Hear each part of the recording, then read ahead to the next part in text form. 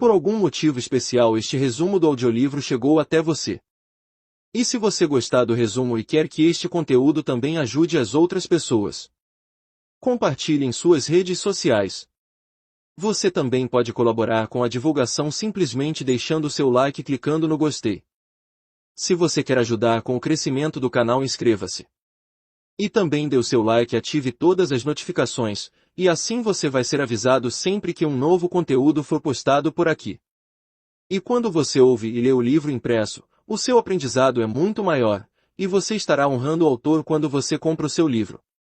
Se você gostar deste conteúdo e for abençoado por ele, eu lhe recomendo comprar esta obra impressa para abençoar outras pessoas e em especial honrar o autor. E é por isso que aqui no nosso canal, na descrição dos vídeos, você encontra o link para comprar o livro físico. Eu acredito de coração que este conteúdo vai fazer diferença na sua vida e a partir de hoje tudo será diferente. Até o próximo conteúdo. Deus lhe abençoe. Você pode realizar seus próprios milagres. Napoleão Hill. Prefácio. Este livro merece um prefácio curto para que você comece a ler logo as páginas que seguem, pois elas contêm um segredo que vai alterar a sua vida. Albert Einstein disse certa vez: existem duas maneiras de ver a vida. Uma é pensar que não existem milagres. A outra é que tudo é um milagre. Em 2018 faz 40 anos que conheci a obra de Napoleão Hill. Eu tinha 14 anos na época. Operou-se um verdadeiro milagre em minha vida. Graças à obra de Hill, fiz um planejamento estratégico orientado para resultados, baseado nas 17 leis do sucesso, e me mantive fiel a esse planejamento ao longo das décadas seguintes. Saí da condição de engraxate, de modo que se pode dizer que era bem familiarizado com a pobreza desde cedo, na rodoviária de Balneário Camboriú, Santa Catarina, a de professor de grandes universidades, palestrante reconhecido na Europa, em países como Portugal, Itália, Espanha e Irlanda, e também nos Estados Unidos, inclusive como ouvidor convidado na ONU. Isso só foi possível após conhecer o livro A Lei do Triunfo, agora relançado no Brasil como manuscrito original, As Leis do Triunfo e do Sucesso de Napoleão Hill. Desde então tenho me dedicado a estudar e divulgar essa maravilhosa filosofia. Fé aplicada. Como cristão convicto e de família pertencente a uma casa de oração muito conservadora, eu tinha um medo secreto de que, ao me aprofundar no desenvolvimento pessoal, me afastasse de Deus. Isso inclusive era falado dentro de minha casa e na igreja que eu frequentava, sempre com um certo tom de perigo, por minha mãe e pelos pastores. Mas, ao continuar a leitura da obra de Hill, encontrei a fé aplicada como ferramenta de liderança e de resultados. Isso foi libertador. Deixei de ser um jovem inseguro para me transformar em uma pessoa confiante no futuro. Napoleão Hill não só apresentou esta ferramenta, como sempre deixou claro que ele era um evangelizador da realização pessoal. Isso me libertou das amarras estreitas de que a fé tem tamanho e limites. Como limitar a fé, se a Bíblia já nos ensina que a fé é do tamanho do nosso alcance? Tornei-me um evangelista da realização pessoal por influência de Hill. Física quântica. Em Você Pode Realizar Seus Próprios Milagres, Napoleão Hill dá continuidade à sua monumental pesquisa sobre o que faz as pessoas bem-sucedidas terem resultados acima da média. Ele devotou a vida a entender o que as pessoas de resultados têm em comum. E nos brinda neste livro com a magnífica ferramenta que é a fé aplicada, em conjunto com os outros princípios, e nos mostra que, sim, podemos realizar milagres em nossa vida. Não seria exagero dizer que Hill foi um precursor da física quântica. Afinal, a tese central da física quântica é que o olhar do observador altera a realidade. Um versículo bíblico afirma que fé é enxergar aquilo que não existe.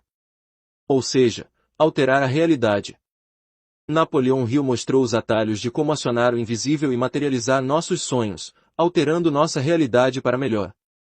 Um homem que atravessa os séculos.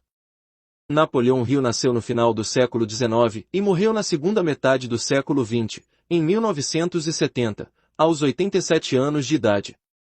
Continua hoje, quase 50 anos depois de sua morte, tão jovem quanto um autor em plena força e vigor da criatividade. Você Pode Realizar Seus Próprios Milagres oferece mais evidências da solidez de sua tese central: o êxito pode ser aprendido, assim como química, física ou matemática. Mediante o aprendizado, o êxito vai se manifestar, da mesma maneira que, se souber as combinações dos números e girar na sequência correta, você vai abrir um cofre, independentemente de ser negro, branco, protestante, católico ou agnóstico, ou de sua profissão. Neste livro, Napoleão Hill demonstra que o que falou durante mais de 60 anos havia se materializado na vida dele e na vida de milhões de pessoas ao redor do mundo. Siga em frente, leia atentamente, faça este livro fazer parte de você, estude como se o autor estivesse a seu lado e descubra o grande segredo que será o ponto de virada em sua vida. Prólogo. Cada adversidade, cada circunstância desagradável, cada fracasso e cada dor física carrega consigo a semente de benefício equivalente. Compensação.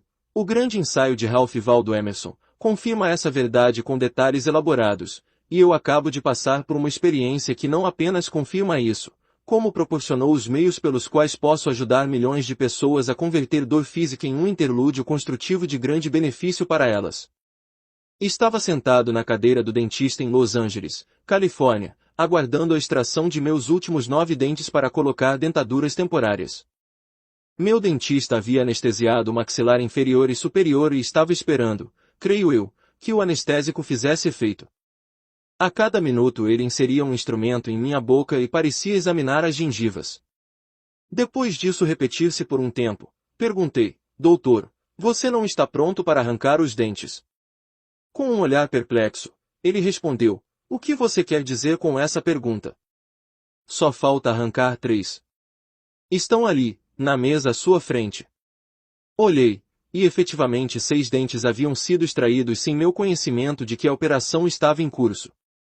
Daí seguiu-se uma conversa entre eu e meu dentista, que me rendeu a semente de um benefício equivalente como compensação pela cirurgia dentária que eu havia passado. Pode igualmente beneficiar milhões de pessoas que lerem minha história e tirarem vantagem da lição que ela proporciona quando forem ao dentista. A semente consistiu no plano e objetivo deste livro, inspirados por aquela conversa. Extraídos os 3 últimos dentes, meu dentista inquiriu, onde você estava enquanto eu arrancava 6 de seus dentes? Na estação de rádio KFWB, respondi, ensaiando meu programa do próximo domingo. Bem, exclamou meu dentista, pratico odontologia há 30 anos, mas nunca antes um paciente sentou na minha cadeira e teve os dentes extraídos sem saber. Como é que você conseguiu isso? Foi muito fácil, respondi. Condicionei minha mente para essa operação antes de você começá-la. Parte desse condicionamento consistiu em minha completa dissociação, concentrando minha mente em algo agradável e bem distante da operação em si. Caramba, homem, replicou o dentista. Se você soubesse como ensinar os outros a condicionar a mente para o tratamento dentário, de modo a tirar o medo, e publicasse a fórmula em um livro, os dentistas deste país ajudariam a vender milhões de cópias em um ano. Antes de sair do dentista naquele dia, eu havia planejado este livro e esboçado todo o método pelo qual converti o medo de ir ao dentista em um magnífico interlúdio que pode oferecer a milhões de pessoas a fórmula para o domínio da dor física. Uma estranha característica dessa fórmula é que se baseia no mesmo método pelo qual ajudei milhões de pessoas a condicionar a mente para a prosperidade material. A fórmula está há mais de 50 anos em elaboração. Teve início quando Andrew Carnegie me incumbiu de organizar a primeira filosofia prática de realização pessoal do mundo, e o aprimoramento veio das experiências de mais de 500 pessoas entre as mais bem-sucedidas dos Estados Unidos, que colaboraram comigo no aperfeiçoamento da filosofia. Antes que possa entregar a fórmula será necessário ajudar o leitor a condicionar a mente para recebê-la. Assim como se deve dominar a matemática elementar antes de se entrar na matemática avançada, deve-se adquirir o conhecimento do condicionamento mental passo a passo, estudando os temas importantes relacionados a esse conhecimento, conforme apresentado nos capítulos a seguir. Acompanhando-me com paciência e cuidado pelas páginas deste livro, você pode encontrar um novo mundo de riquezas que não sabia possuir. Descreverei em linguagem simples, que qualquer um pode entender, a fórmula que me ajudou a converter uma cirurgia dentária em um interlúdio magnífico inteiramente livre de dor. Mas isso é só o começo. O sistema de condicionamento mental que revelarei neste livro ajudará no domínio de muitas circunstâncias indesejáveis da vida, tais como dor física, tristeza, medo e desespero. Também vai preparar a pessoa para adquirir as coisas desejadas, tais como paz mental, autoentendimento, prosperidade financeira e harmonia em todas as relações humanas. Este volume é de longe o mais revelador, em termos de total franqueza, de muitos assuntos que deixei de fora de meus livros anteriores, pois desejei apresentá-los sob os auspícios de dentistas e médicos cujos pacientes mais necessitam da informação transmitida. Em meus livros anteriores mostrei como fazer um emprego, profissão ou negócio ter retorno lucrativo, e calcula-se que aquelas obras ajudaram milhões de pessoas a se tornar financeiramente prósperas.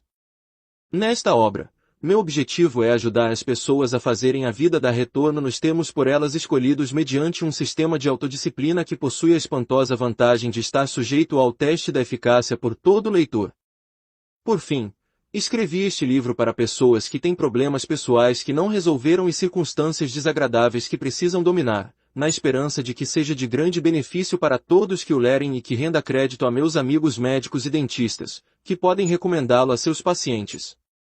De início planejei escrever um livro que apenas ajudasse as pessoas a condicionar a mente para tratamento dentário ou cirurgia, mas, ao começar a esboçar o esqueleto dos conteúdos, antevi um objetivo muito maior que o original, objetivo que daria ao leitor o pleno benefício de mais de 40 anos de pesquisa sobre as causas de sucesso e fracasso, felicidade e desgraça, o importante conhecimento que acumulei enquanto organizava a ciência do sucesso, que hoje aparece sob muitos títulos diferentes, com um séquito de leitores pela maior parte do mundo. Nos capítulos a seguir apresentarei alguns dos grandes milagres da vida pelos quais meus leitores podem descobrir e se apropriar das 12 grandes riquezas descritas em um capítulo subsequente. Também revelarei os meios pelos quais medo, pobreza, tristeza, fracasso e dor física podem ser transmutados em forças inspiradoras de grande benefício. Leia os capítulos a seguir com mente aberta e lhe será revelado o maior de todos os milagres, um que não posso descrever porque só é conhecido por você e está inteiramente sob o seu controle. Este milagre contém uma senha capaz de libertá-lo e ajudá-lo a se apropriar de todas as 12 grandes riquezas da vida. Pode lhe trazer paz mental e proporcionar uma vida equilibrada, consistindo em todas as circunstâncias e todas as coisas materiais de que necessite ou deseje. Neste livro, dou a você, por meio da descrição dos milagres, metade da senha, mas a outra metade está em sua posse e deve ser somada à metade que forneço. Ao ler os capítulos, a metade em sua posse lhe será revelada. E, quando a reconhecer, apropriar-se dela e começar a transmutá-la em uma vida plena criada por você mesmo, você entenderá que este livro deu-lhe algo muito mais importante do que um meio de eliminar o medo da dor física relacionada a tratamento dentário ou cirurgia. E assim, tendo se tornado mestre de poucas coisas simples, você se tornará mestre também de coisas ainda maiores. Napoleão Hill. Capítulo 1. Todo mundo pode operar milagres. Um futuro pai andava para cima e para baixo no corredor em frente à sala de cirurgia do hospital, esperando para saber se era menino ou menina. A porta abriu-se, 2 enfermeiras saíram e passaram pelo futuro pai sem olhar na direção dele. O médico então veio até a porta, hesitou por um momento e gesticulou para o pai impaciente entrar. Antes que você entre, começou o médico, devo prepará-lo para um choque. É um menino e nasceu sem orelhas. Não tem o menor sinal de orelhas e é claro que será surdo a vida toda. Ele pode ter nascido sem orelhas, exclamou o pai, mas não passará a vida surdo. Não fique agitado, retrucou o médico.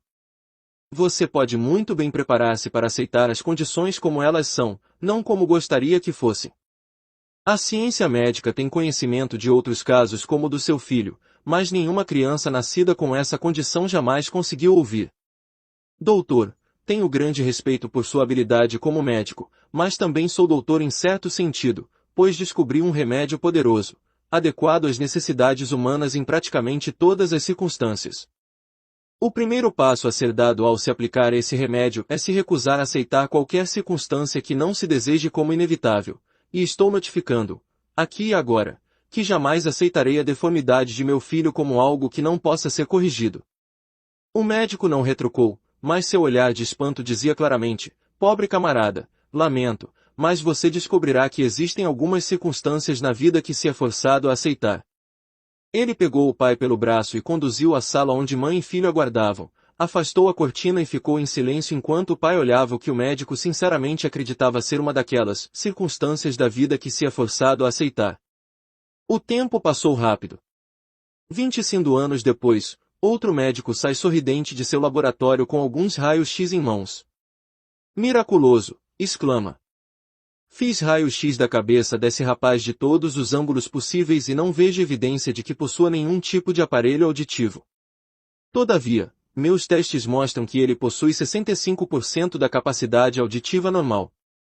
O médico era um famoso especialista em ouvido de Nova York, e os raios-x que tinha em mãos eram da cabeça do rapaz que sem dúvida teria passado a vida surdo não fosse a intervenção do pai que se recusou a aceitar a condição e fez algo para a natureza corrigi-la. Posso atestar a veracidade dessas afirmações porque sou o pai que se recusou a aceitar como incurável até mesmo uma aflição tão grande quanto nascer sem orelhas. Durante quase 9 anos dediquei grande parte de meu tempo à aplicação de um poder que por fim recuperou 65% da capacidade auditiva normal de meu filho. Foi o suficiente para permitir que ele passasse pelo ensino fundamental, médio e pela faculdade com notas equivalentes às dos melhores alunos.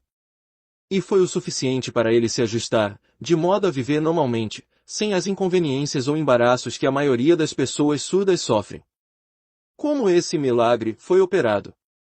Quem ou o que operou o milagre e o que aconteceu dentro da cabeça da criança nascida sem orelhas que lhe permitiu desenvolver capacidade auditiva suficiente para levar a vida de forma satisfatória? As mesmas perguntas foram apresentadas ao especialista em ouvido. Aqui está a resposta dele, sem dúvida. As diretrizes psicológicas dadas pelo pai à mente subconsciente do filho influenciaram a natureza a improvisar algum tipo de sistema nervoso que conectou o cérebro com as paredes externas do crânio e permitiu ao menino ouvir por intermédio do que é conhecido como condução óssea. Espera-se que, concluída a leitura desta obra, a exata natureza do milagre, que salvou uma criança de passar a vida como uma pessoa surda seja revelada ao leitor. Esse é o objetivo principal deste livro. O autor foi auxiliado por este milagre desde que tomou consciência dele pela primeira vez, quando era bem jovem. O milagre ajudou a dominar o medo, a superstição, a ignorância e a pobreza, os 4 inimigos da humanidade aos quais muita gente rende-se sem lutar porque não entende como aplicar o milagre, recusando-se a aceitar da vida aquilo que não quer. A natureza exata do milagre é algo que uma pessoa não pode descrever para outra até que esta esteja mentalmente condicionada a recebê-la. Por isso pode ser necessário que o leitor leia e analise todos os capítulos subsequentes deste livro antes de estar condicionado para receber o pleno significado do milagre. Algumas pistas bem nítidas foram descritas neste capítulo, mas podem não ser suficientes para revelar o segredo supremo pelo qual pode-se rejeitar com êxito aquilo que não se deseja da vida. Esse segredo é digno de pesquisa séria, pois é a chave mestra que destrancará as portas de múltiplas bênçãos para todos que a possuírem, inclusive o domínio do pavor de cirurgias dentárias e médicas. A atitude mental com que você ler este livro determinará em larga medida o momento e parte do livro onde o segredo pode lhe ser revelado. Portanto, vamos voltar nossa atenção a alguns dos grandes potenciais de uma atitude mental positiva. Se tem sua atitude mental sob controle, você pode controlar quase todas as outras circunstâncias que afetam sua vida, incluindo medos e preocupações de qualquer natureza. O quanto a atitude mental é importante. Vamos analisar o papel que a atitude mental desempenha em nossa vida e compreender o quanto ela é importante. Sua atitude mental é o fator principal para atrair pessoas em espírito de afabilidade ou para repeli-las. Isso depende de sua natureza ser positiva ou negativa, e você é a única pessoa que pode determinar como ela será. A atitude mental é um fator importante na manutenção da boa saúde física. Todos os médicos sabem, e a maioria admitirá que a atitude mental do paciente é mais importante na cura de enfermidades físicas do que qualquer outro fator isolado. A atitude mental é um fator determinante, talvez o fator mais importante para os resultados que se obtém das preces. Há muito tempo se sabe que, quando alguém reza com atitude mental agitada por medo, dúvida e ansiedade, só experimenta resultados negativos. Apenas das preces respaldadas por uma atitude mental de profunda fé é que se pode esperar resultados positivos. Sua atitude mental ao dirigir um automóvel na via pública determina em larga medida se você é um motorista seguro ou um perigo no trânsito, pondo em risco sua vida e a dos outros. Dizem que a maioria dos acidentes de carro acontecem por embriaguez ao volante, raiva ou algum tipo de ansiedade excessiva dos motoristas. Sua atitude mental determina em larga medida se você encontra paz mental ou passa a vida em estado de frustração e miséria. A atitude mental é a base de toda a arte de vender, independentemente do que seja vendido: mercadorias, serviços pessoais ou qualquer produto. Uma pessoa com atitude mental negativa não consegue vender nada. Pode receber um pedido de alguém que compre algo dela, mas não faz uma venda. A transação é inteiramente de compra. Talvez você tenha visto essa verdade demonstrada em muitas lojas de varejo onde a mente dos vendedores nitidamente não está voltada para agradar os clientes. A atitude mental controla muito amplamente o espaço que a pessoa ocupa na vida, o sucesso que obtém, os amigos que faz e as contribuições que deixa para a posteridade. Não seria exagerar a verdade dizer que a atitude mental é tudo. A atitude mental é o meio pelo qual se condiciona a mente para enfrentar uma cirurgia ou tratamento dentário sem medo da dor física. A maneira como se pode realizar isso será claramente descrita nos capítulos subsequentes. Tem gente que acredita que a atitude mental, atuando no corpo físico durante a vida, influencia o que acontece após a morte. Não existe prova positiva dessa teoria, exceto que obviamente é lógica. Por fim, a prova mais convincente da importância da atitude mental é o fato de ser a única coisa sobre a qual qualquer um tem o privilégio total e imutável de controlar. Não podemos controlar os pensamentos ou ações das outras pessoas.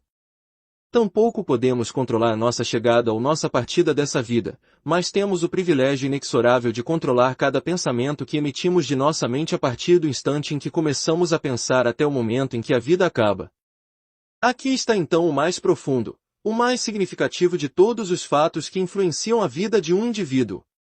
É lógico que, ao dar a cada pessoa o controle completo sobre seu pensamento, o Criador pretendeu que isso fosse um bem inestimável, e é exatamente isso que é, pois a mente é o único meio pelo qual um indivíduo pode planejar sua própria vida e vivê-la conforme sua escolha. Henley, o poeta, deve ter entendido essa grande verdade quando escreveu as seguintes linhas: "Sou o senhor do meu destino, sou o capitão da minha alma." Podemos verdadeiramente nos tornar capitães de nosso destino neste mundo na exata medida em que tomamos posse de nossa mente e a direcionamos para fins definidos por meio do controle de nossas atitudes mentais. A atitude mental pode ser positiva ou negativa. Apenas uma atitude mental positiva compensa nos assuntos de nossa vida cotidiana. Por isso, vamos ver o que ela é e como podemos obtê-la e aplicá-la na luta pelas coisas e circunstâncias que desejamos da vida. Uma atitude mental positiva tem muitas facetas e inumeráveis combinações para ser aplicado em cada circunstância que afeta a nossa vida. Antes de mais nada, uma atitude mental positiva é o objetivo estabelecido de fazer com que cada experiência, seja agradável ou desagradável, renda algum tipo de benefício que nos ajude a equilibrar a vida com todas as coisas que levam à paz mental. É o hábito de procurar a semente de um benefício equivalente, que vem com cada fracasso, derrota ou adversidade que experimentamos e fazer com que essa semente germine em algo benéfico. Apenas uma atitude mental positiva pode. Uma atitude mental positiva é o hábito de manter a mente ativamente ocupada com as circunstâncias e coisas que se deseja da vida e fora das coisas que não se deseja. A maioria das pessoas passa pela vida com a atitude mental dominada por medos, ansiedades e preocupações com circunstâncias que de algum modo dão um jeito de aparecer mais cedo ou mais tarde. E a parte estranha dessa verdade é que essas pessoas com frequência culpam os outros pelos infortúnios que elas trouxeram para si com as atitudes mentais negativas. A mente tem uma maneira precisa de revestir os pensamentos com os equivalentes físicos adequados. Pense em termos de pobreza e você atrairá pobreza. Pense em termos de riqueza e você atrairá riqueza. Por meio da lei eterna da atração harmoniosa, os pensamentos sempre revestem-se de coisas materiais adequadas à sua natureza. Uma atitude mental positiva é o hábito de olhar para todas as circunstâncias desagradáveis com que se depara como meras oportunidades de testar a capacidade de se erguer acima delas, buscando a semente de benefício equivalente, e colocando-a para trabalhar. Uma atitude mental positiva é o hábito de avaliar todos os problemas e distinguir entre os que se pode dominar e aqueles que não se pode controlar. A pessoa com uma atitude mental positiva empenha-se em resolver os problemas que pode controlar e lida com os que não pode controlar de modo que não alterem sua atitude mental de positiva para negativa. Uma atitude mental positiva ajuda a se dar um desconto para as fragilidades e fraquezas de outras pessoas, sem se ficar chocado com a negatividade mental delas ou ser influenciado por sua maneira de pensar. Uma atitude mental positiva é o hábito de agir com definição de objetivo, com plena crença tanto na solidez de tal objetivo quanto na capacidade de atingi-lo. É o hábito de ir além da própria responsabilidade e prestar mais e melhor serviço do que se é obrigado a prestar e fazer isso de maneira amigável e agradável. É o hábito de escolher uma meta definida e marchar rumo à sua realização sem hesitar por causa de elogios ou condenações. É o hábito de procurar boas qualidades nas outras pessoas e esperar encontrá-las, estando ao mesmo tempo preparado para reconhecer as qualidades desfavoráveis sem ficar chocado em um estado mental negativo. É o hábito de dominar todas as emoções, submetendo-as ao exame da mente e à disciplina da força de vontade. É o hábito de encarar todos os fatos que afetam a vida, tanto agradáveis quanto desagradáveis, e manter a cabeça fria quando as emergências desagradáveis surgem. É o reconhecimento do poder universal da inteligência infinita e o conhecimento de que ela pode ser adquirida e direcionada por meio da fé para a realização de finalidades definidas. Uma atitude mental positiva é o principal meio pelo qual os alcoólicos anônimos ajudam incontáveis homens e mulheres a se curar do alcoolismo. E também é a base para a cura do hábito de fumar em excesso. É o meio para todos os tipos de condicionamento mental, para quaisquer objetivos, inclusive a eliminação de todos os tipos de medo. Todos os hábitos, bons ou maus, voluntários ou involuntários, são estabelecidos pela atitude mental. É o meio pelo qual se pode transmutar hábitos e circunstâncias desagradáveis em algum tipo de benefício. Uma atitude mental positiva é o único meio pelo qual se pode exercer o direito inerente de manter controle total sobre a própria mente, sem ajuda ou empecilho de ninguém. E é o meio pelo qual os obstáculos podem ser transmutados em trampolins para o progresso em qualquer vocação. A atitude mental revela-se de uma pessoa para outra sem palavras, sinais ou ações, por meio da telepatia. Portanto, é contagiosa. A atitude mental de uma pessoa enquanto come ajuda na digestão ou a retarda, e uma atitude mental negativa pode paralisar o processo digestivo por completo. A atitude mental de um orador público muitas vezes determina como seu discurso será interpretado com eficiência ainda maior do que a das palavras que ele usa. A atitude mental de um escritor enquanto escreve também é transmitida ao leitor por trás das linhas escritas. Pelo condicionamento e controle adequados da atitude mental, pode-se condicionar a mente para enfrentar qualquer tipo de circunstância desagradável sem se ficar transtornado com ela, incluindo até mesmo a emergência da morte de entes queridos. A atitude mental é um portão de duas vias no caminho da vida, que pode abrir-se de um lado para o sucesso e de outro para o fracasso. A tragédia é que a maioria das pessoas abre o portão para o lado errado. A atitude mental do paciente é o melhor auxílio para o médico ou seu maior empecilho no tratamento de enfermidades físicas, dependendo de tal atitude ser positiva ou negativa. A partir dessas afirmações de fatos conhecidos, pode-se facilmente entender por que a atitude mental é tudo, pois influencia toda a experiência com que deparamos e está sob nosso total controle o tempo todo. Que pensamento profundo é reconhecer que uma coisa que pode nos dar sucesso ou nos trazer fracasso, abençoar-nos com paz mental ou nos amaldiçoar com miséria em todos os dias de nossa vida é simplesmente o privilégio de tomar posse de nossa própria mente e orientá-la para quaisquer finalidades de nossa escolha por meio da atitude mental. Como se consegue controlar a atitude mental? O ponto de partida do controle da atitude mental é motivo e desejo. Ninguém jamais faz nada sem um motivo ou motivos, e quanto mais forte o motivo, mais fácil é controlar a atitude mental. A atitude mental pode ser influenciada e controlada por uma série de fatores, tais como um desejo ardente de atingir um objetivo definido baseado em um ou mais dos 9 motivos básicos que acionam todo empreendimento humano. Ver a lista desses 9 motivos básicos no capítulo 7. O condicionamento da mente para automaticamente escolher e executar objetivos definidos positivos, com o auxílio dos 8 príncipes guias ou alguma técnica semelhante que mantenha a mente ativamente engajada em objetivos positivos quando se está adormecido, assim como quando se está desperto. Ver a descrição da natureza dos 8 príncipes guias no capítulo 4. A associação íntima com pessoas que inspiram engajamento ativo em objetivos positivos e a recusa em ser influenciado por gente de mentalidade negativa. A autossugestão pela qual a mente constantemente recebe diretrizes positivas até atrair apenas aquilo que tais diretrizes pedem. Um reconhecimento profundo, pela adoção e uso, do privilégio exclusivo do indivíduo de controlar e dirigir sua mente. O auxílio de uma máquina pela qual a mente subconsciente pode receber diretrizes definidas enquanto se dorme. Tal máquina é brevemente descrita no capítulo 4. Nosso grande estilo de vida americano, nosso sistema incomparável de livre iniciativa e a liberdade pessoal da qual nos sentimos tão orgulhosos nada mais são do que a atitude mental de pessoas organizadas e direcionadas para finalidades especializadas. O elemento do estilo de vida americano que se destaca audaciosamente acima de todos os outros consiste nas leis e mecanismos de governo que estabelecemos para proteger o indivíduo na liberdade do controle de sua atitude mental. Foi essa liberdade no controle da atitude mental que nos deu os grandes líderes que moldaram nosso estilo de vida americano e nosso grande sistema de livre iniciativa.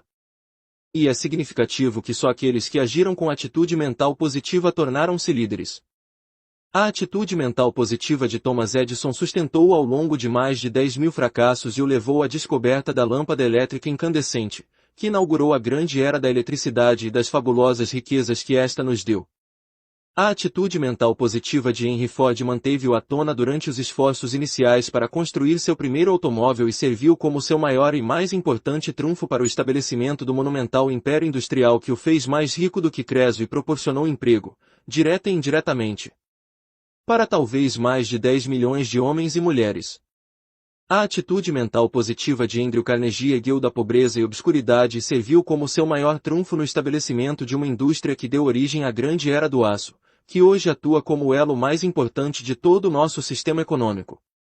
A atitude mental positiva de Mahatma Gandhi, ele a chamava de resistência passiva, foi superior ao grande poder das forças militares britânicas que governaram a Índia por muitas gerações.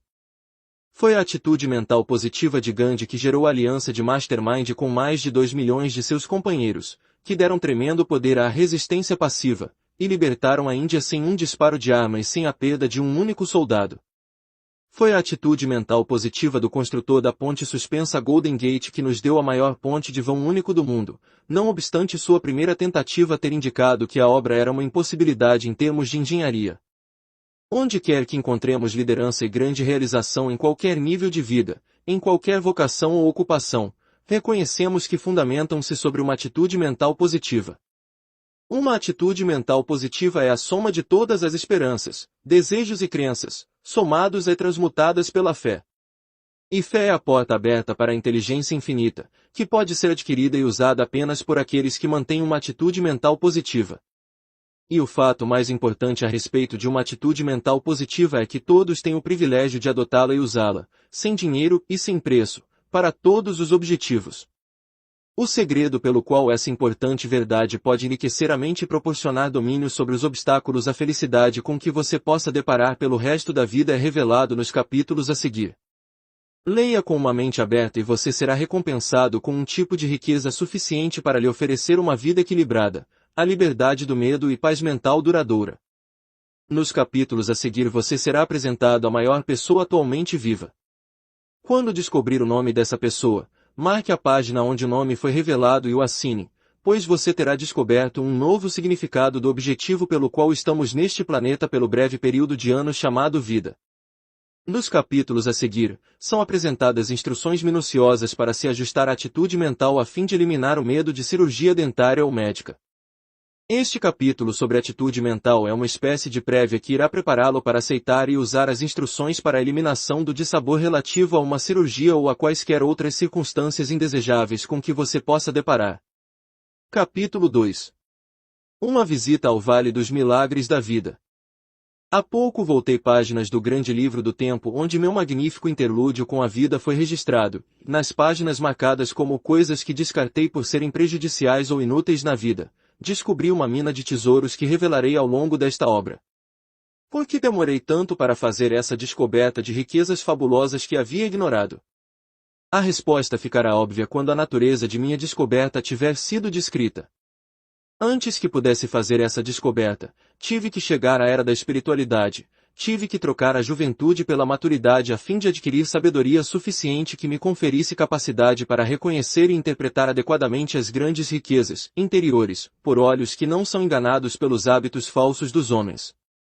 Ao voltar lentamente às páginas desse espantoso registro no livro do tempo, fiquei chocado ao descobrir que tudo, cada circunstância conhecida pelo homem, cada erro, cada fracasso e cada mágoa podem tornar-se altamente benéficos quando a pessoa relaciona-se com tais coisas em espírito de harmonia e com entendimento de sua natureza e objetivo.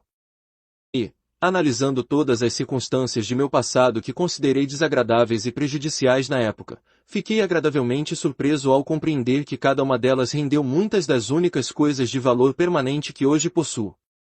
Durante minha exploração do grande livro do tempo, descobri um método anteriormente desconhecido pelo qual todos os fracassos, erros e frustrações anteriores de um homem podem ser transmutados nas mais ricas bênçãos conhecidas pela humanidade. Foi essa descoberta que não me deixou alternativa a não ser escrever este livro para o benefício daqueles que estão tateando na escuridão em busca do caminho para a paz mental, assim como eu busquei-o às cegas por quase 40 anos. Antes que eu remexesse na montoeira de ideias e coisas que temia e as descartasse como inúteis, acreditava que o segredo da realização bem-sucedida poderia ser revelado apenas pelo estudo daqueles que eram bem-sucedidos. Tendo sido incumbido por Andrew Carnegie de dar ao mundo a primeira filosofia prática do sucesso, e graças a ele, tendo tido acesso a mais de 500 das pessoas de maior sucesso de seu tempo, naturalmente enxerguei esses homens de grandes realizações como a única fonte de conhecimento aproveitável digno de consideração por aqueles que estão tentando encontrar seu lugar em um mundo intensamente competitivo. Agora abandonei essa falsa conclusão, pois descobri que as leis eternas da realização humana bem-sucedida estão tão disponíveis aos pobres e humildes quanto aos ricos e orgulhosos. Minha primeira percepção chocante dessa grande verdade ocorreu em meu primeiro encontro com um negro inculto nascido no sul e que ganhava a vida com o suor de seu rosto. Quando ouvi a história dele pela primeira vez, procurei-o e fiz uma pesquisa e análise críticas, pois tinha um ávido desejo de conhecer o segredo de seu impactante renascimento da pobreza para a riqueza dentro de um período inacreditavelmente curto. Em um dia quente de verão, esse homem parou ao final de uma fileira de algodoeiros, apoiou-se no cabo da enxada, passou um pano na testa e bradou em agonia: "Ó Senhor! Por que tenho que trabalhar desse jeito e não obter nada exceto uma choupana para dormir e toucinho salgado para comer?" Seu brado trouxe uma resposta e deu início a uma série de acontecimentos que mudou a vida de milhões de pessoas destinadas a ouvir a história dele. Escolhi a história desse homem como introdução para este capítulo porque ilustra com perfeição a solidez do conselho que oferecerei nos próximos capítulos àqueles que buscam riquezas materiais, paz mental e melhor entendimento dos meios para dominar todas as circunstâncias desagradáveis. Devido ao local de nascimento e à cor da pele, esse homem tinha 2 pontos contra si de saída, mas unicamente por causa daquela pergunta sintonizou-se com um dos grandes milagres da vida, que será descrito mais adiante, e ergueu-se a uma posição de fama e fortuna desconhecida pela maioria das pessoas, mesmo aquelas que tiveram o privilégio da educação formal em nossas grandes universidades. Antes de mais nada, a resposta à pergunta do homem colocou-o em contato com o primeiro princípio do sucesso, a definição de objetivo, e com um plano definido para alcançá-lo. E o objetivo era nada menos que a troca de sua velha personalidade por uma muito mais grandiosa, uma personalidade com o poder de adquirir o que desejasse, a despeito de raça, credo ou cor, o tipo de personalidade que me empenharei em ajudar todo leitor deste livro a obter. Sem demora, em conformidade com a resposta recebida, o homem nomeou-se para o alto sacerdócio como Deus em pessoa, o único Deus vivo e verdadeiro de todos os povos da terra.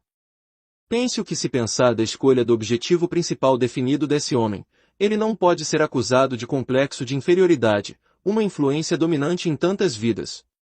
Agora, antes de se chegar a quaisquer conclusões sobre a autonomeação do homem a uma condição de vida tão elevada, deixe-me oferecer uma breve informação sobre o quão longe ele já foi na realização de seu objetivo principal. Talvez você abrande o julgamento a respeito dele, em vez de condená-lo, seria mais benéfico que encontrasse algo dos poderes que ele adotou para se alçar à sua elevada condição de vida. Esse homem conferiu-se o pseudônimo muito impressionante de Pai Divino. Conquistou um séquito estimado em milhões, incluindo grande número de brancos, situados por todos os Estados Unidos e alguns outros países. Pai Divino ficou encarregado de vastas somas de dinheiro, tudo obtido via doações voluntárias. Viajava de Rolls-Royce e dormia em seus próprios hotéis em muitas das cidades que visitava, de modo que nunca havia a questão de se hospedar em um local que não tivesse as melhores acomodações, a barreira racial não o afetava. Sua enorme e complexa organização operava muitos tipos de negócios, de carrinhos de mão a lojas de roupas e restaurantes, todos com equipe de serviço voluntário. O quanto a riqueza de Pai Divino fez de bem a outros não interessa aqui. Com certeza não pretendo promover Pai Divino para ninguém, passado tanto tempo. Todavia, o objetivo do autor é familiarizá-lo com a natureza do milagre, com que Pai Divino topou, talvez por puro acaso, e lhe deu liberdade sobre a desvantagem de raça e cor, bem como liberdade sobre a desvantagem da pobreza e falta de educação, e deixou-o extremamente rico. Essa informação é para seu benefício, não que você possa emular Pai Divino, mas para inspirá-lo a superá-lo no campo de sua escolha de serviço à humanidade, seja no reino religioso ou em algum outro serviço útil. Ou você pode contentar-se em usar a informação apenas para abrandar o fardo de sua vida pessoal. O segredo da riqueza de Pai Divino não é novo para mim. Devotei mais de 40 anos a seu estudo, e o vi funcionar com sucesso na vida de mais de 500 homens de destaque dessa nação com os quais trabalhei e que colaboraram comigo ao longo de anos na organização da ciência do sucesso, homens como Henry Ford, Thomas Edison, Alexander Graham Bell, Woodrow Wilson e William Howard Taft. O mais estranho no que concerne a esse segredo supremo do sucesso pessoal, conforme revelado pelo estudo detalhado dos homens notáveis com quem trabalhei, é que nenhum deles exceto 3 entendia a verdadeira fonte de seu sucesso ou a natureza do poder que tornava possível um sucesso em escala tão fabulosa. A vasta maioria topou com esse grande milagre, de modo bem parecido com o de Pai Divino. Aqueles que buscam o verdadeiro segredo das realizações de Pai Divino não hão de ignorar que, se ele tinha um séquito voluntário de 30 milhões de pessoas ou mesmo de 1 milhão, tinha que possuir algum poder de atração misterioso normalmente não possuído por aqueles inteiramente motivados pela ganância por coisas materiais. Aqui, como em outros capítulos, o autor empenha-se em enfatizar que o segredo da prosperidade financeira é precisamente o mesmo pelo qual se pode transmutar a dor física ou qualquer circunstância desagradável em benefício. Neste capítulo e nos que seguem, vou descrever plenamente o milagre responsável pelo sucesso de Pai Divino, mas farei mais que isso. Descreverei alguns milagres adicionais disponíveis a todas as pessoas da Terra, milagres apenas parcialmente reconhecidos e raramente usados, embora proporcionem o verdadeiro caminho para a paz mental e riqueza material em abundância. Todos, exceto aproximadamente 1 em cada 10 milhões de pessoas que possam ler a lista de milagres, que descreverei, ficarão chocados e surpresos em saber que listei-os como riquezas potenciais da mais elevada categoria. Essa única pessoa em cada 10 milhões não ficará chocada ou surpresa porque ao viajarmos pelo Vale dos Milagres da Vida, veremos que um desses milagres foi nitidamente responsável pela transição de Pai Divino da pobreza e ignorância extremas para a riqueza fabulosa e sabedoria suficiente para administrá-la. Você terá motivo para se regozijar se reconhecer o milagre específico por intermédio do qual essa mudança foi forjada. Se não fizer a descoberta neste capítulo, ela lhe será revelada nos capítulos subsequentes, onde registrei tudo o que se sabe sobre o caminho que leva à paz mental e à abundância. Eis aqui algumas pistas que podem ajudá-lo a analisar Pai Divino com exatidão. O exato momento, local e circunstâncias onde seu novo nascimento ocorreu foram questões inteiramente de sua escolha e sob seu controle. Ninguém ajudou ou sugeriu a ele a possibilidade de lançar fora a ignorância e a pobreza e no lugar delas adquirir riqueza e sabedoria fabulosas. Esse ponto é enfatizado porque naturalmente sugere que qualquer coisa que um homem inculto fez, qualquer outra pessoa de igual capacidade mental pode repetir ou superar em qualquer campo do empreendimento humano de sua escolha. Poderia alguém sensato duvidar que a fórmula pela qual esse homem trocou a pobreza por vasta riqueza também pode servir para transmutar qualquer circunstância indesejável em benefício de proporções equivalentes? Onde está a diferença entre esse homem em particular e os outros de sua raça que vivem nos Estados Unidos e possuem os mesmos privilégios que ele adquiriu por si? A resposta para essa pergunta pode dar uma pista sólida para o milagre, que transformou esse autoproclamado Messias de um Zé Ninguém na mais horrenda pobreza em alguém no comando de uma superabundância. O milagre, responsável pela mudança de vida de Pai Divino é o mesmo que alçou Henry Ford, Thomas Edison e Andrew Carnegie a alturas estupendas de realização pessoal em seus respectivos campos, e é o mesmo milagre, responsável por todo o progresso da raça humana em todos os campos de atividade. Com a ajuda desse milagre, Milo Jones, proprietário de uma pequena fazenda perto de Fort Atkinson, em Wisconsin, tornou-se milionário depois de acometido de paralisia dupla e encontrou o sucesso na mesma fazenda onde antes mal conseguia se sustentar. Alunos deste autor que encontraram a prosperidade resolveram problemas pessoais, impossíveis, e encontraram paz mental com a ajuda desse milagre, somam uma legião. Pertencem a quase todas as classes sociais, negócios e profissões em toda uma grande parte do mundo. Assim sendo, os exemplos dados neste livro foram adequadamente autenticados ao longo de mais de 40 anos de pesquisa. O Dr. Frank Crane era pastor de uma pequena igreja em Chicago, onde mal conseguia prover seu sustento. Como aluno deste autor, descobriu o milagre, que lhe rendeu a ideia de publicar seus sermões em uma coluna para uma série de jornais, o que lhe garantiu renda anual de mais de $75.000. O que tudo isso tem a ver com o domínio do medo, da dor física e da tristeza e das múltiplas frustrações com que se pode deparar na vida?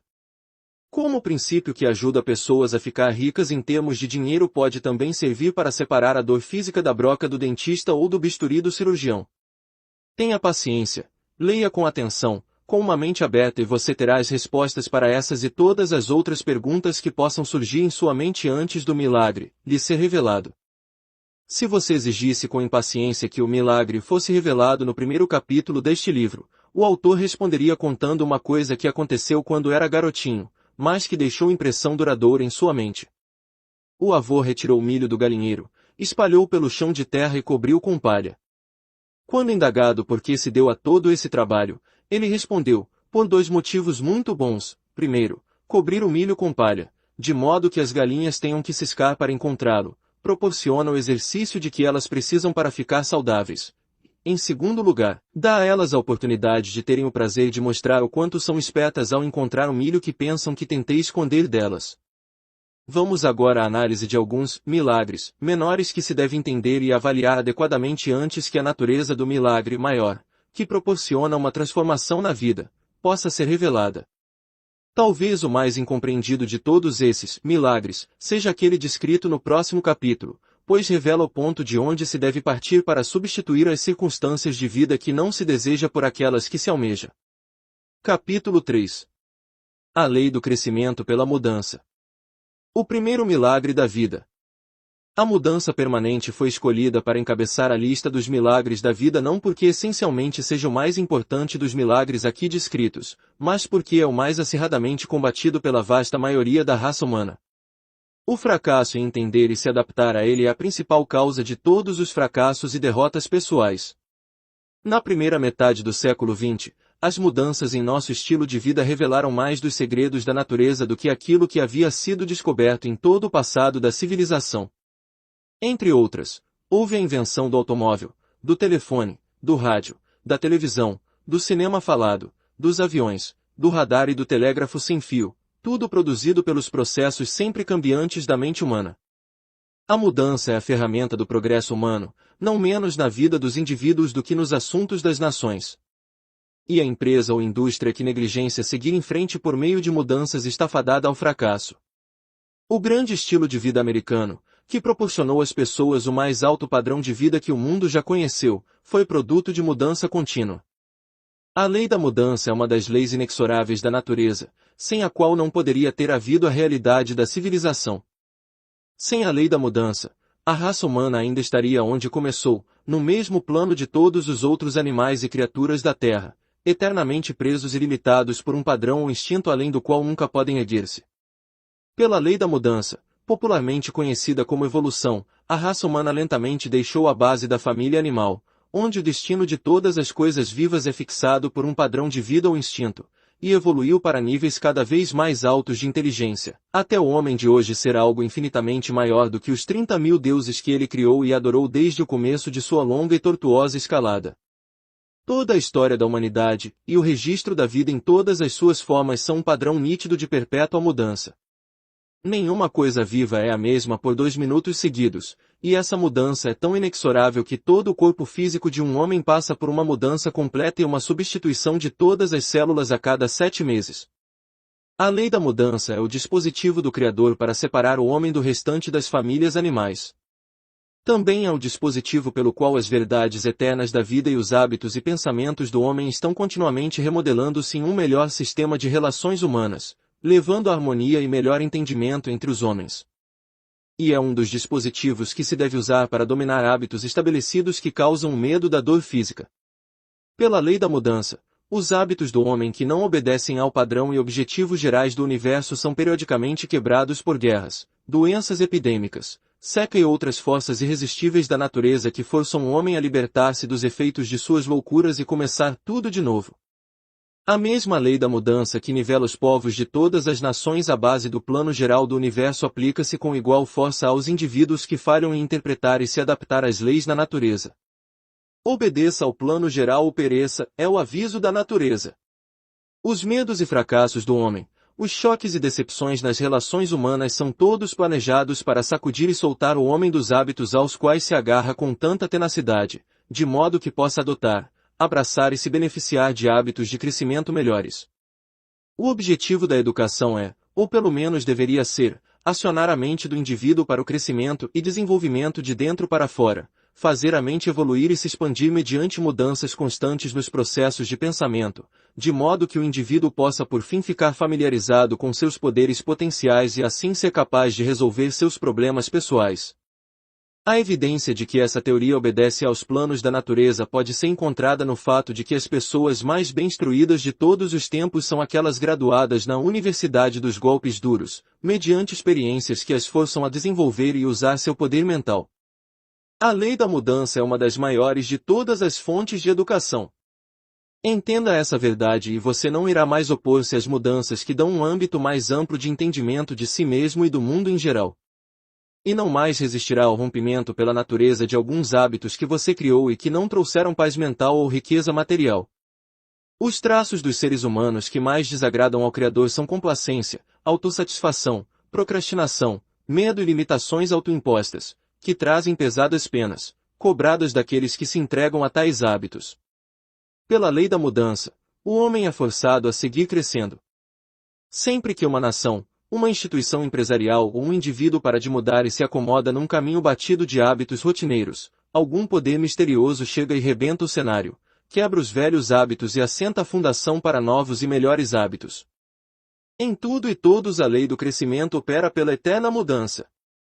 Flexibilidade de personalidade, a capacidade de um indivíduo de se adaptar a todas as circunstâncias que afetam sua vida, é um dos principais fatores de uma personalidade atraente. Também é um meio de adaptação à grande lei do crescimento pela mudança. A Ford Motor Company expandiu-se do início modesto, como uma fábrica num galpão de tijolo, em um dos maiores impérios industriais do mundo, proporcionando emprego para centenas de milhares de pessoas direta e indiretamente. Henry Ford, o fundador, a despeito de todas as características de gênio em gestão industrial, esteve muito perto de arruinar o negócio em pelo menos 2 ocasiões porque sua capacidade de flexibilidade e a capacidade de mudar não evoluiu com o passar dos anos. Depois de sua morte, a empresa foi assumida pelo neto, apenas um jovem em comparação com o fundador, mas um jovem com grande flexibilidade e disposição para obedecer à lei do crescimento pela mudança. Em questão de anos o jovem transformou o império industrial da Ford em uma instituição muito mais avançada do que tudo que o avô havia realizado em toda a sua vida. Em relações trabalhistas, gestão industrial, design e estilo automotivo, o jovem Henry Ford mostrou-se um homem que encorajava a mudança em vez de combatê-la e, por meio dessa aplicação de sabedoria, tornou-se um mago da indústria da noite para o dia. Por toda parte, a alma do homem brada, de fato dizendo, acorde, seja sábio, lance fora seus velhos hábitos antes que o prendam em escravidão e forcem a voltar para outra tentativa em uma nova encarnação. Se deseja acabar o serviço enquanto está aqui, você deve adaptar-se à grande lei da mudança e continuar a crescer. A alma do homem brada em palavras de advertência e diz, toda circunstância que toca a sua vida, seja agradável ou desagradável, é grão para o seu moinho da vida. Aceite como tal, moa de acordo com o padrão de vida de sua escolha e deixe que lhe sirva em vez de lhe atormentar com medo e preocupação. Uma velha família da Virgínia nasceu e se criou nas montanhas do sudoeste em relativa pobreza. Finalmente a ferrovia chegou, e os ricos campos de carvão começaram a ser explorados. A família vendeu sua terra na montanha por uma soma fabulosa, mudou-se para a cidade e construiu uma casa moderna. Quando a casa ficou pronta, com 3 banheiros equipados com todos os confortos modernos, a esposa recusou-se a permitir que o empreiteiro fosse pago, alegando que o serviço não estava concluído. "O que está faltando?", perguntou o empreiteiro. "Você sabe muito bem o que está faltando", replicou a esposa. "Não tem uma casinha." "Bem", explicou o empreiteiro, surpreso, "as casinhas saíram de moda quando vocês se mudaram para a cidade. Agora vocês têm 3 lindos banheiros onde podem cuidar de todas as necessidades físicas com privacidade e grande conforto." "A vida inteira", exclamou a esposa, "gostei de ler o catálogo da Sears e da Roebuck na minha casinha e não tenho a intenção de abrir mão de um prazer a essa altura da vida. Construa a casinha, ou não lhe darei o dinheiro." A casinha foi construída. Quando a esposa inspecionou, declarou: "Assim não serve. Tem apenas uma privada no assento, e sempre tivemos 2.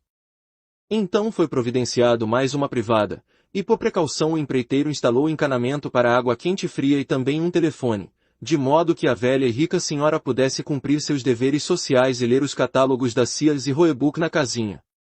Complacência e velhos hábitos conquistaram uma vitória sobre a mudança e o progresso.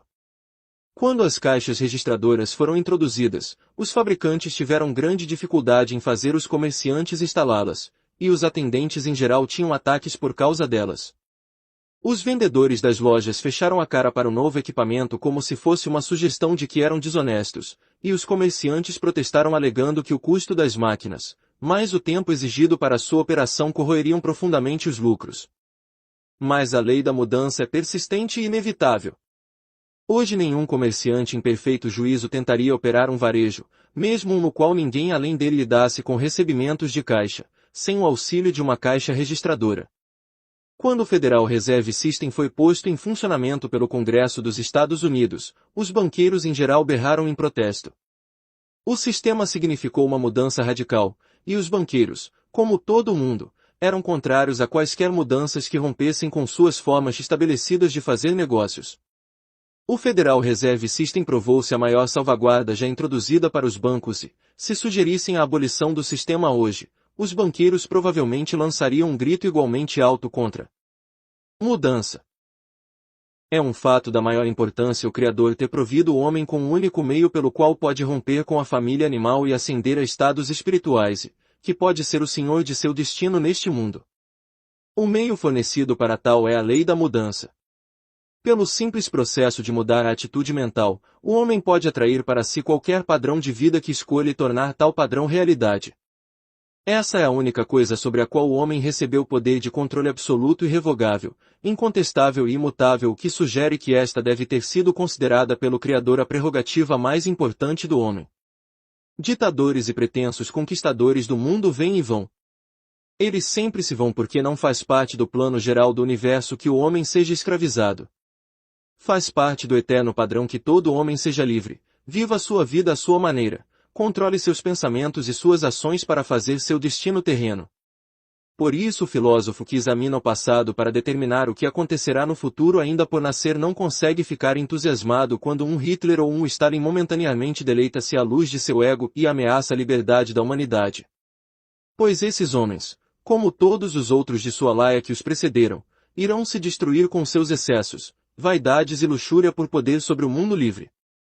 Além disso, esses pretensos estranguladores da liberdade humana só podem ser demônios que involuntariamente servem como tropa de choque para despertar o homem de sua complacência e dar lugar à mudança que trará novos e melhores estilos de vida. A natureza leva o homem de mudança em mudança por meios pacíficos contanto que o homem coopere, mas recorre a métodos revolucionários se o homem rebela-se negligência ou se recusa a obedecer à lei da mudança. O método revolucionário pode consistir na morte de um ente querido ou em uma doença grave, pode trazer um fracasso nos negócios ou a perda do emprego, o que força o indivíduo a mudar de ocupação e buscar emprego em um campo inteiramente novo, onde encontrará maiores oportunidades, que jamais teria conhecido se seus velhos hábitos não fossem quebrados. A natureza faz cumprir a lei da fixação dos hábitos em todo ser vivo inferior ao homem e de modo igualmente definitivo faz cumprir a lei da mudança nos hábitos do homem. Assim, a natureza provê o único meio pelo qual o homem pode crescer e evoluir de acordo com sua posição determinada no plano geral do universo. A primeira grande adversidade de Thomas Edison foi experimentada quando o professor mandou-o para casa depois de apenas 3 meses de escola com um bilhete para os pais dizendo que ele não tinha capacidade para aprender. Ele nunca mais voltou à escola, a escola tradicional, diga-se, mas começou a instruir-se na grande Universidade dos Golpes Duros, onde obteve uma educação que fez dele um dos maiores inventores de todos os tempos.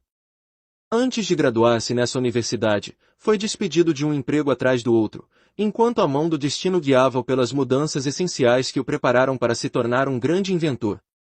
Uma educação formal talvez tivesse estragado suas chances de tornar-se grande.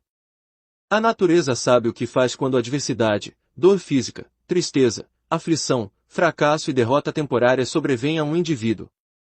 Lembre-se disso e aproveite da próxima vez que deparar com a adversidade.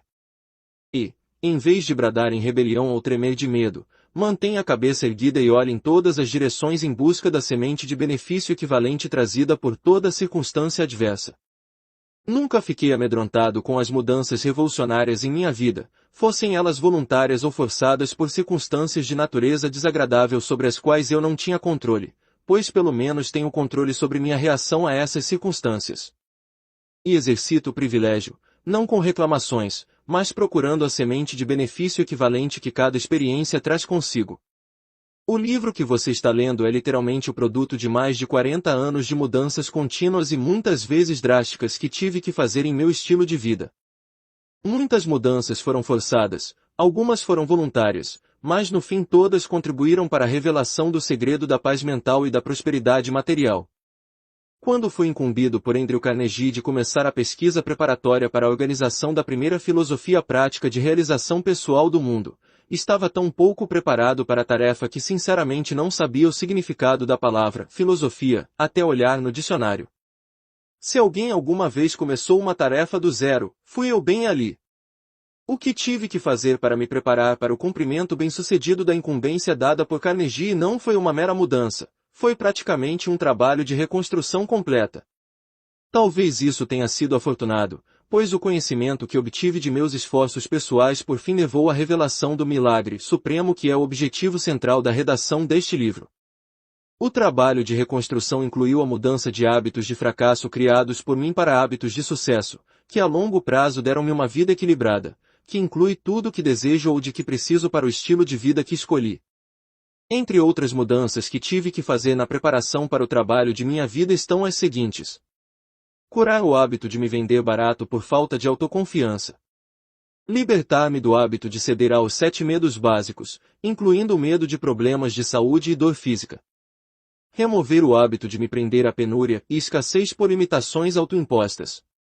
Romper o hábito da negligência em tomar posse de minha mente e direcioná-la para a realização de todos os meus desejos. Curar-me do hábito do fracasso para me libertar da escassez, em espírito de humilde gratidão. Mudar o hábito de querer colher antes de plantar, confundindo minhas necessidades com o direito de receber.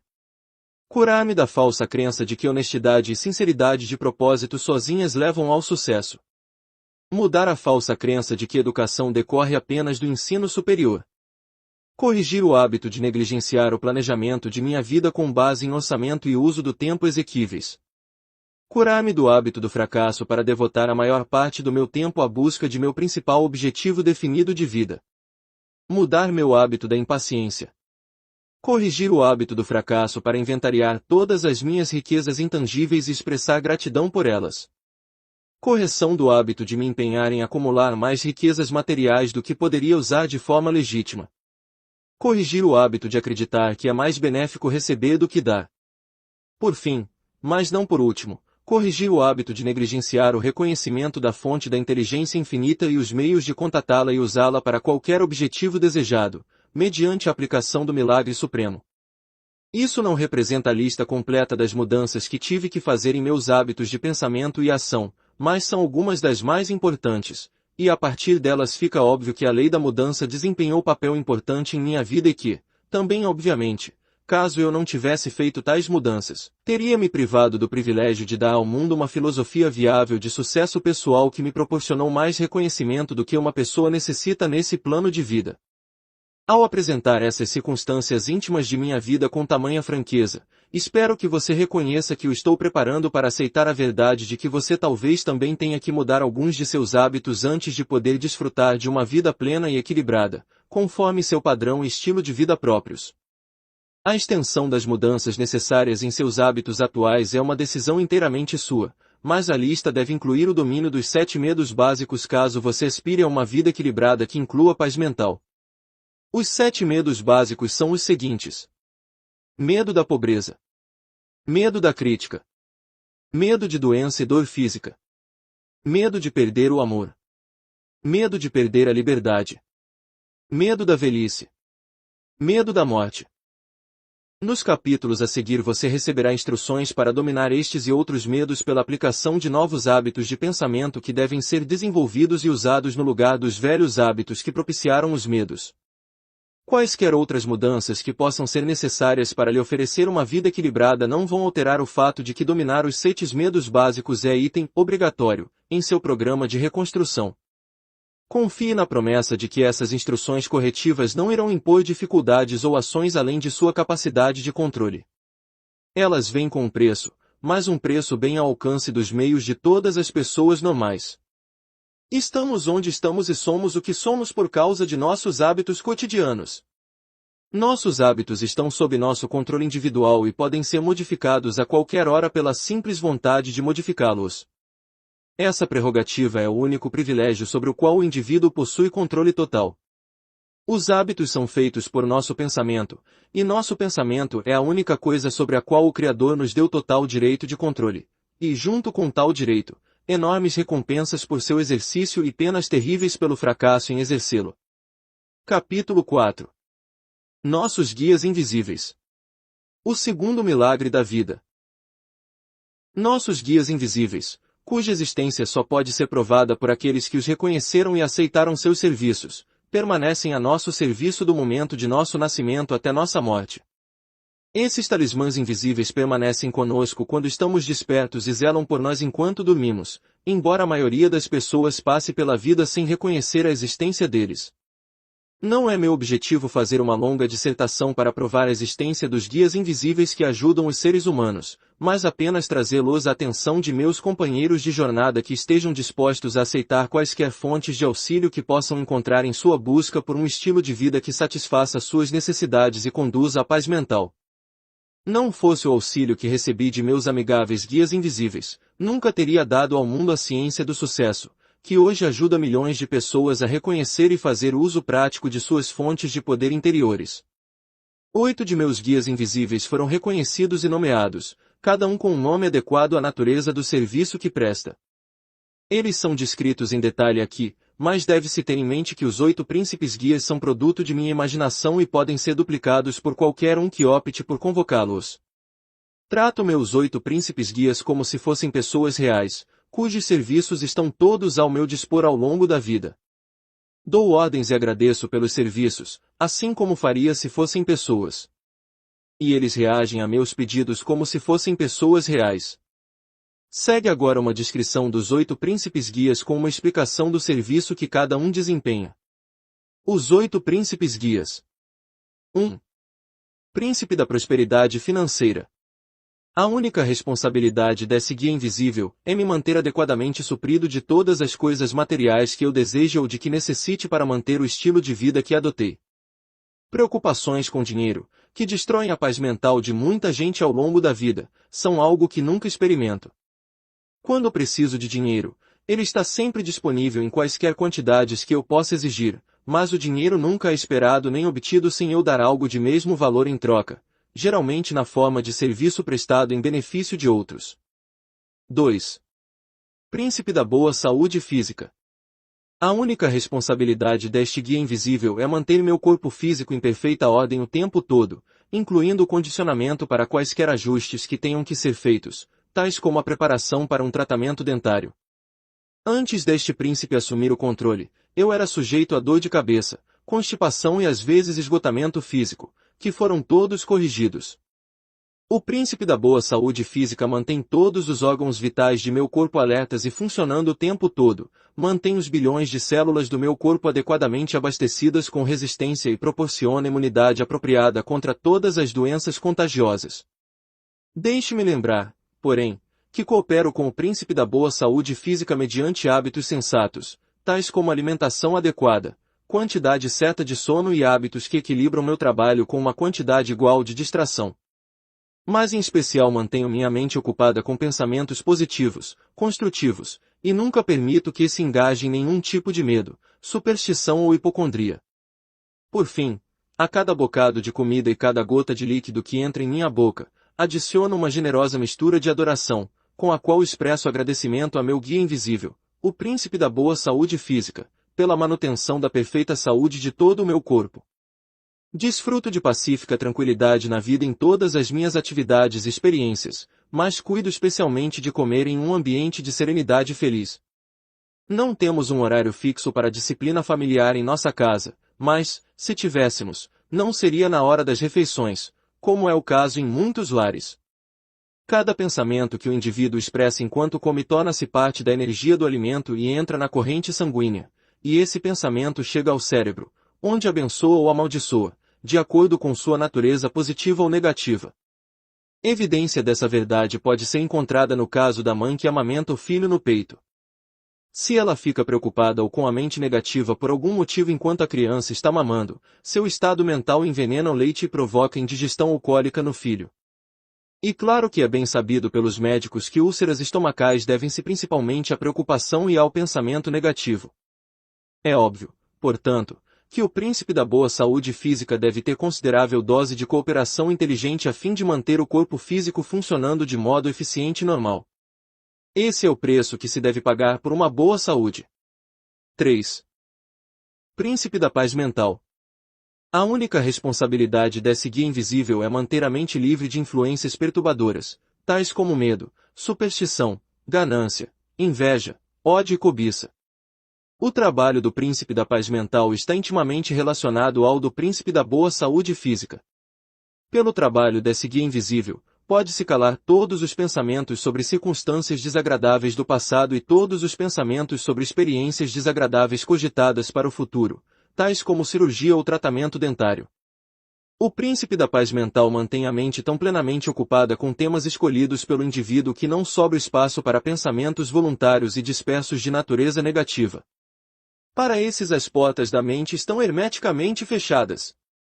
Esse guia invisível lança uma muralha de proteção em torno do indivíduo, mantendo de fora tudo que possa levar à preocupação, medo ou ansiedade de qualquer natureza, com exceção apenas das circunstâncias que possuem direito legítimo de serem consideradas, referentes às obrigações com os outros, e estas são modificadas de tal modo que são facilmente gerenciadas. Sempre existem relações humanas que podem ser temporariamente desagradáveis, e deve-se reconhecer e lidar com elas, tais como os detalhes da gestão de um negócio, profissão ou emprego, ou orçamento familiar, e sempre existem emergências desagradáveis que se deve enfrentar, tais como a morte de amigos ou entes queridos. Em todas essas o príncipe da paz mental ajuda o indivíduo a se relacionar consigo sem cair em desequilíbrio mental. 4. Príncipe da esperança, atuando como gêmeo do príncipe 5. 5. Príncipe da fé. A única responsabilidade desses guias invisíveis é manter o portal da inteligência infinita aberto para mim o tempo todo, sob todas as circunstâncias. Esses gêmeos evitam que eu me incapacite com limitações desnecessárias referentes à minha vida profissional e me ajudam a organizar meus planos de tal modo que obedeçam às leis da natureza e aos direitos dos outros homens. Ajudam-me também a ver meus planos como uma realidade concreta antes mesmo de eu começar a colocá-los em prática e me dissuadem de empreender qualquer plano ou propósito que, se levado a cabo, poderia ser de derradeiro dano para mim ou para outros. Os príncipes da esperança e da fé mantêm-me em contato constante com as forças espirituais que operam em mim e me orientam para objetivos que beneficiam todos com quem entro em contato, seja pessoalmente ou por meio de meus livros. Aí está a explicação por que os leitores de meus livros são tão universalmente bem-sucedidos no planejamento e no modo de viver a vida. Os príncipes da esperança e da fé mantêm-me abastecido de entusiasmo suficiente para me precaver da procrastinação. Mantém minha imaginação alerta e ativa no planejamento do trabalho a que dedico minha vida. Ajudam-me a encontrar alegria e felicidade em tudo o que faço. E ajudam-me a interpretar os males do mundo sem os acolher ou ser prejudicado por eles. Ajudam-me a caminhar com todos os homens, tanto santos quanto pecadores, e ainda assim permanecer mestre de meu destino e capitão de minha alma.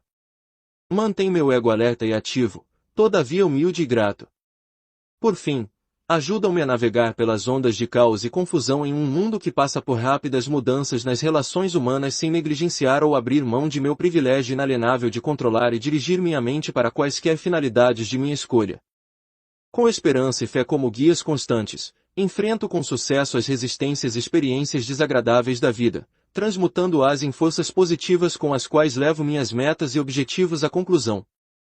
Com a ajuda desses guias gêmeos, tudo que chega ao moinho de minha vida é transformado em grãos de oportunidade. 6. Príncipe do amor, atuando como gêmeo do príncipe 7. 7. Príncipe do romance. A única responsabilidade desses guias invisíveis é manter-me jovial tanto de corpo quanto de mente, e eles fazem seu trabalho tão bem que celebro cada aniversário diminuindo 1 ano de minha idade. O feliz resultado disso é que sinto, penso, trabalho e me divirto como se fosse 20 anos mais jovem. Os príncipes do amor e do romance fazem de meu trabalho uma alegria que desconhece desânimo ou fadiga e estimulam minha imaginação para criar com facilidade os moldes de todas as coisas que desejo realizar. Esses guias invisíveis ajudam-me a viver outra vez os amores e fantasias de dias que passaram voando e trazem memórias de experiências do passado que serviram para me apresentar a meu outro eu, o eu que acolhe as belezas e evita os dissabores da vida. O amor e o romance ajudaram-me a trocar as mágoas, frustrações e fracassos do passado por sabedoria e proporcionaram à minha alma um aprimoramento que não seria obtido por outros meios. Ajudam a reconhecer o objetivo de meu destino neste mundo e proporcionam meios para vencer obstáculos que devo superar a fim de realizar meu destino. Ajudam cada dia de minha vida a compensar com dividendos de alegria a necessidade de esforço que cada um desses dias exige. O amor e o romance fizeram-me flexível e adaptável a todas as circunstâncias que afetam minha vida, de modo que não me furto ao privilégio de controlar e dirigir minha mente para quaisquer finalidades de minha escolha.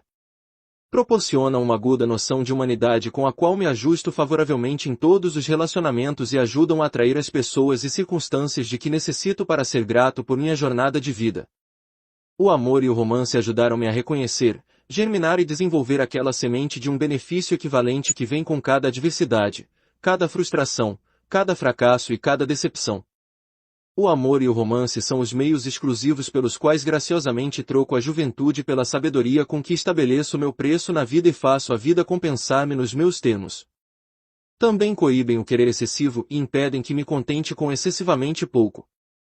Ensinaram-me a rezar, ajude-me, ó Senhor, a adquirir as coisas que são boas para mim e impeça-me de adquirir coisas de que não necessito. O amor e o romance são os decoradores de interior do aposento superior onde reside minha alma. Fazem-me grato pelas coisas que tenho, evitam que me entristeça pelas coisas que não tenho. E, caso eu entregue meu amor onde não haja reciprocidade, o romance ajuda-me a encontrar compensação na alegria que tenho pela entrega em si e a reconhecer que o amor ricocheteia em benefício daqueles que o expressam, mesmo que não haja reciprocidade. O amor e o romance ajudam-me a expressar piedade por aqueles a quem, sem esses guias, eu poderia expressar ódio e curam rapidamente os ferimentos a mim infligidos pelas injúrias e injustiças de outrem. 8. Príncipe da sabedoria global. As responsabilidades desse príncipe consistem em múltiplos serviços. Antes de tudo, o príncipe da sabedoria inspira a ação permanente dos outros 7 príncipes, a fim de que cada um execute seus deveres o mais plenamente possível e me proteja enquanto durmo da mesma maneira que quando estou acordado. Esse guia invisível desempenha outro serviço, muito miraculoso, transmutando em benefícios para mim todos os fracassos, derrotas e circunstâncias desagradáveis que experimentei, de modo que tudo que afetou minha vida no passado converteu-se em um ativo de grande valor. O príncipe da sabedoria global oferece orientação nas encruzilhadas da vida sempre que fico em dúvida sobre qual estrada seguir e dá um sinal de vá em frente ou pare no que se refere a todas as minhas metas, planos e objetivos. Existem outros guias invisíveis a meu serviço, cujos nomes não sei. Tampouco entendo por completo a plena extensão e natureza dos serviços que prestam, exceto que o que quer que eu possa precisar para tocar minha vida profissional, ou o que quer que eu possa desejar para ter paz mental contínua está sempre a meu dispor sem esforço ou ansiedade de minha parte. Esses guias misteriosos despertaram minha atenção pela primeira vez há muitos anos, ao interromper meus planos com decidido fracasso quando me desviei de minha maior missão de vida, a missão de organizar e difundir a ciência do sucesso. De tempos em tempos, à medida que obtive reconhecimento do público por meu trabalho, foram-me oferecidas o que pareciam oportunidades fabulosas de comercializar meu talento e experiência. Uma dessas oportunidades foi oferecida pelo finado Yves Lee, conselheiro de relações públicas da família Rockefeller. Embora o acordo jamais tenha se consumado, aceitei a oferta, e a simples aceitação custou-me a perda da revista Golden Rule, que eu havia lançado como produto secundário de minha filosofia. Depois de deparar com um fracasso atrás do outro, e a cada vez ficar tentado a abandonar ou negligenciar minha grande missão de vida, comecei a reparar que os efeitos de cada fracasso eram imediatamente varridos no momento em que eu voltava para os trilhos e começava a desempenhar minha missão. Isso aconteceu tantas vezes que não poderia ser explicado descuidadamente como mera coincidência. A partir de experiências pessoais, sei que existem guias amigáveis disponíveis para qualquer um que queira reconhecê-los e aceitar seus serviços. A fim de aproveitar os serviços desses guias invisíveis, são necessárias duas coisas. Primeiro, expressar gratidão pelos serviços deles. Segundo, seguir a orientação ao pé da letra. Negligência nisso trará desastre certo, e quase sempre veloz. Talvez isso explique por que certas pessoas deparam com desastres que não acreditam ser resultado de qualquer falta da parte delas. Por muitos anos, fui tão reservado a respeito dos guias invisíveis, cuja presença havia sentido, que cuidadosamente evitei todas as referências a eles tanto em livros quanto em palestras públicas. Então um dia, em conversa com Elmer Gates, um destacado cientista e inventor, fui tomado de alegria ao saber que ele não apenas descobrira a presença dos guias invisíveis, como formara uma aliança de trabalho com eles que lhe permitirá aperfeiçoar mais invenções e obter mais patentes do que as concedidas ao grande inventor Thomas Edison. Daquele dia em diante, comecei a questionar centenas de homens de sucesso que colaboraram comigo na organização da ciência do sucesso e descobri que cada um deles havia recebido orientação de fontes desconhecidas, embora muitos relutassem em admitir tal fato. Minha experiência com homens de realizações pessoais de primeira grandeza revelou que eles preferem acreditar o sucesso à superioridade individual. Thomas Edison, Henry Ford, Luther Burbank, Andrew Carnegie, Elmer Gates e Alexander Graham Bell foram minuciosos na descrição de suas experiências com guias invisíveis, embora alguns não se refiram a essas fontes como guias. Bell em especial acreditava que a força invisível de auxílio não passava de um contato direto com a inteligência infinita, ocasionado pelo estímulo individual de sua mente e pelo desejo ardente de alcançar objetivos definidos. Pela orientação de forças invisíveis, Madame Marie Curie foi direcionada à revelação do segredo e da fonte de suprimento de rádio, embora não soubesse de antemão onde começar a procurar o elemento químico ou como ele se pareceria caso fosse encontrado. Thomas Edison tinha uma visão interessante da natureza e fonte das forças invisíveis que usava tão à vontade no trabalho de pesquisa no campo das invenções. Ele acreditava que todos os pensamentos emitidos por todas as pessoas em todos os tempos são captados pelo éter e se tornam parte dele, onde permanecem para sempre desde que são emitidos, que qualquer um pode sintonizar e contatar esses pensamentos previamente emitidos, condicionando a mente, mediante definição e clareza de objetivo, para contatar qualquer tipo desejado de pensamento que possa estar relacionado àquele objetivo. Por exemplo, Edison descobriu que, quando concentrava os pensamentos numa ideia que desejava aperfeiçoar, conseguia sintonizar e captar do grande reservatório ilimitado do éter pensamentos relacionados à ideia emitidos por pessoas que haviam pensado na mesma linha anteriormente. Edison chamou a atenção para o fato de que a água percorre seu curso por rios e oceanos, presta uma grande variedade de serviços à humanidade e por fim retorna aos oceanos de onde veio, para ali tornar-se parte da massa de água principal, onde fica limpa e pronta para começar a jornada outra vez. Esse ir e vir da água, sem diminuição ou aumento da quantidade, possui um paralelo definitivo na energia do pensamento.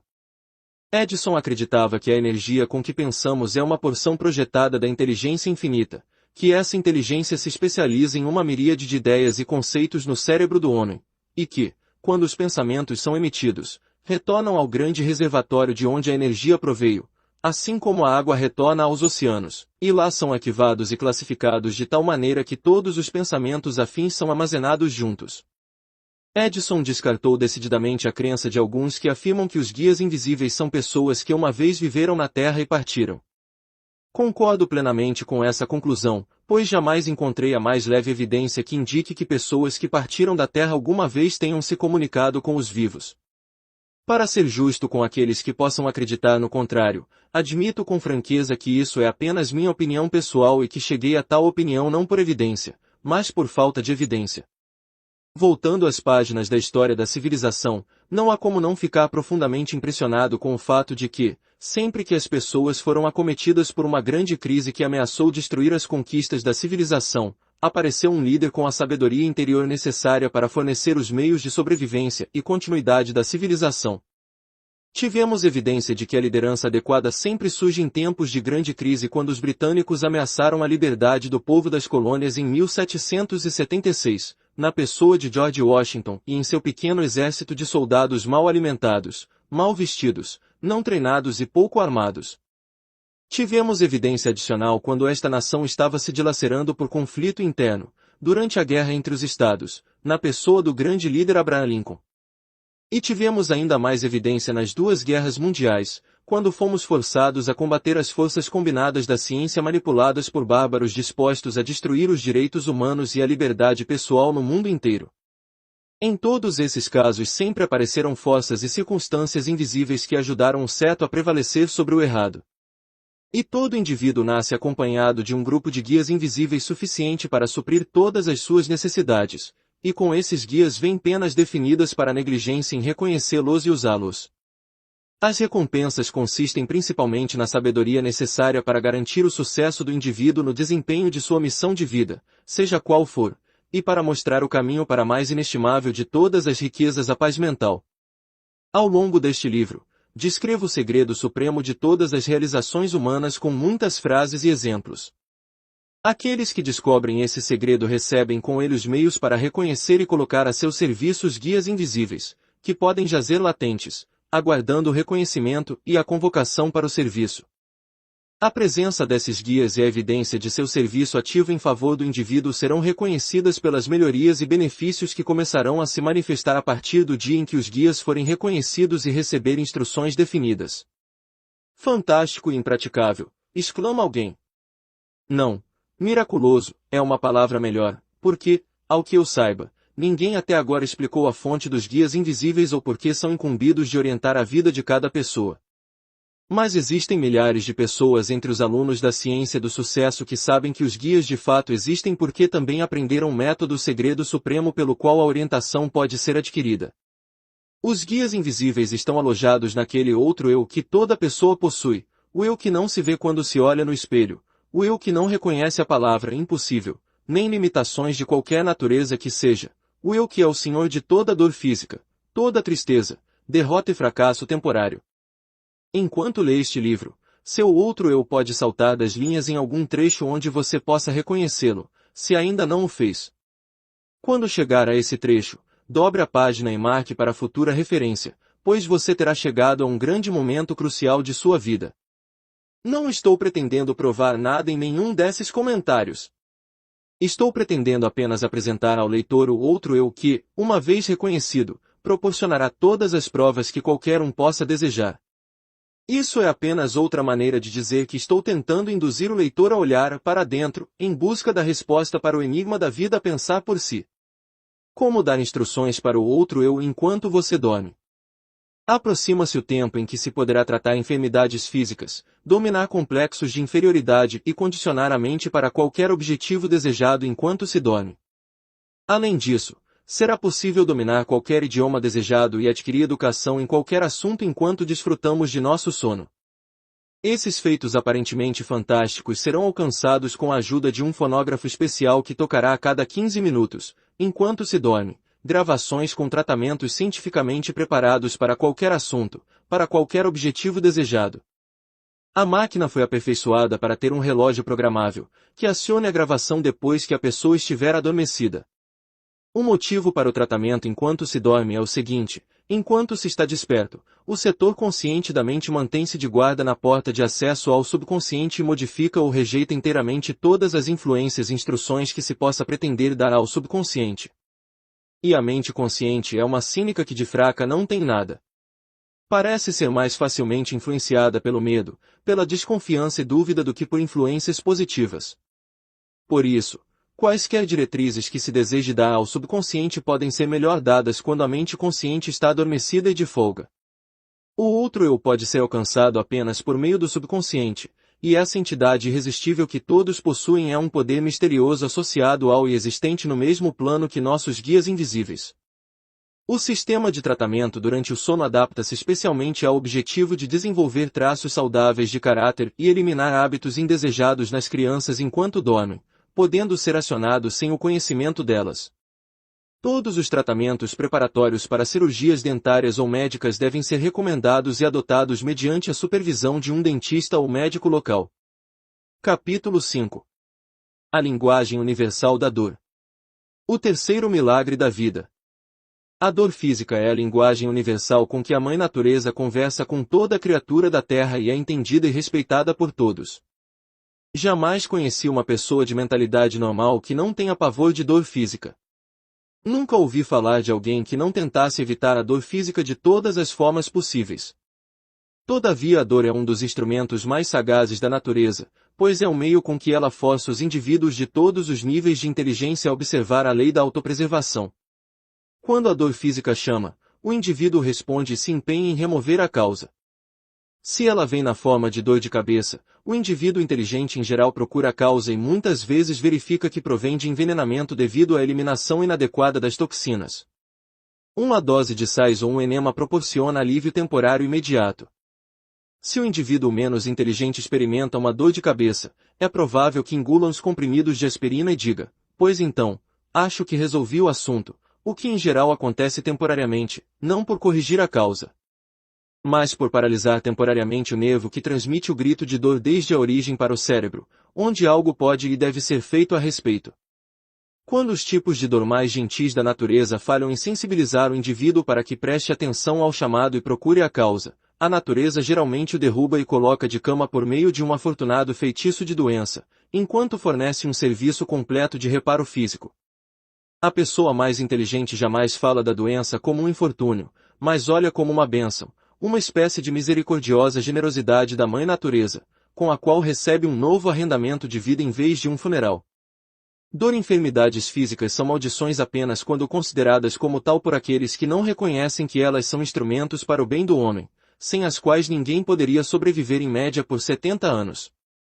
Quando a natureza hospitaliza um indivíduo, seja em um leito de hospital em sua própria casa, ela o retira de ação para que ele possa usar todas as energias para se recuperar.